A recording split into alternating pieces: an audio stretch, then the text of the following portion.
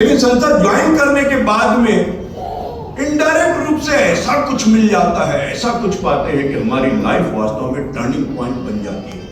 Dear friend, ये जो life में मिलने वाली बात है, जैसे बोला जाता है ना, पैसा उड़ता है, पकड़ने वाला चाहिए।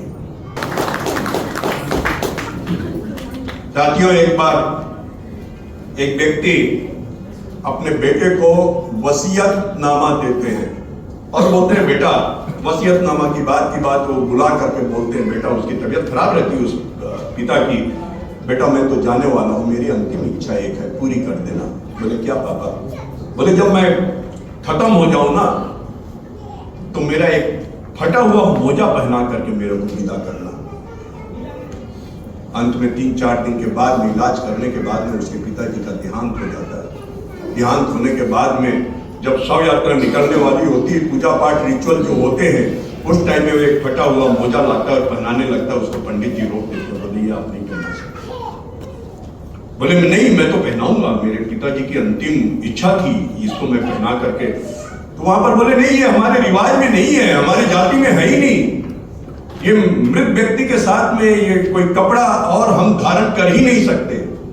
विवाद का विषय बन जाता है। और भी कई धर्म के और भी कई लोगों को बुलाया जाता है, बड़े बुजुर्गों को, पंडितों को बुलाया जाता है और बोला जाता है, ये अंतिम इच्छा वाली बात और ये ऐसा ऐसा है।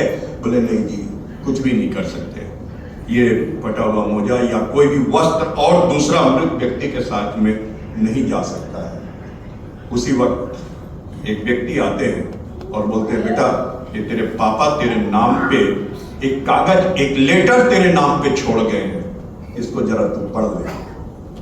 और जब वो लेटर पढ़ता है उसका बेटा, तो उसमें लिखा रहता है, बेटा, आज तू देख, वो व्यक्ति बहुत धनवान होता है, आज तू देख, फैक्ट्री मालिक, कार का मालिक और दुनिया भर के पैसे, ऐशो आराम, बंगला का मालिक, कुछ भी साथ नहीं जा पा रहे। इवन एक मैं फटा हुआ मोजा मांगा हूं, वो भी मैं साथ लेकर के नहीं जा पा रहा हूं।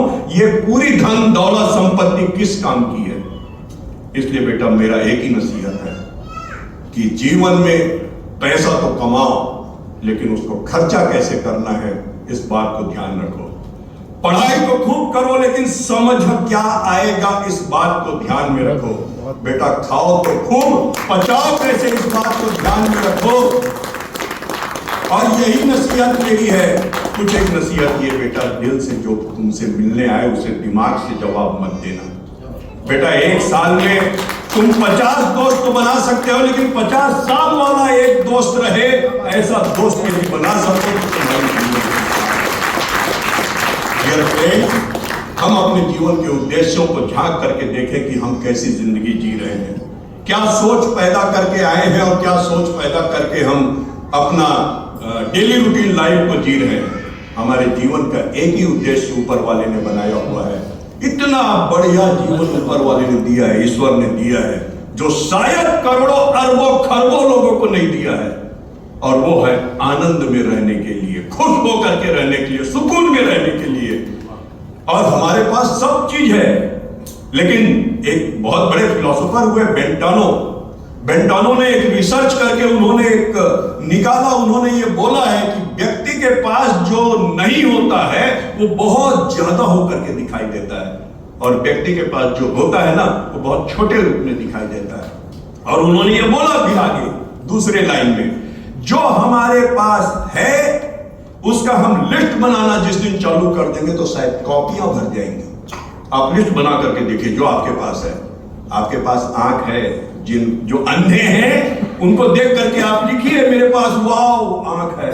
जो लूले लंगड़े हैं उनको देख करके लिए, वाह मेरे पास दोनों पैर सही सलामत है, दोनों हाथ सही सलामत है, मेरा दिल बहुत अच्छा है, मेरा सिर अच्छा है। शरीर के बारे में लिखिए, घर के बारे में लिखिए, बेटा बेटी के बारे में लिखिए, दोस्त यार के बारे में लिखिए, पड़ोसी के बारे में लिखिए, शहर के बारे में लिखिए, लाइफ के बारे में लिखिए। न जाने ऐसे कितने पन्ने भर जाएंगे, वो लिस्ट खत्म नहीं होगी। और जो आपके पास नहीं है उसका लिस्ट बना करके देखिए, शायद कुछ लाइन लिखने के बाद आपको सोचना पड़ जाएगा, लेकिन उसके बाद भी यदि हम दुखी हैं तो ये हमारे ऊपर डिपेंड करता है। ऊपर वालों ने तो छप्पर फाड़ करके दिया है, तो खुश कैसे रहना है इसको सिखाने की बात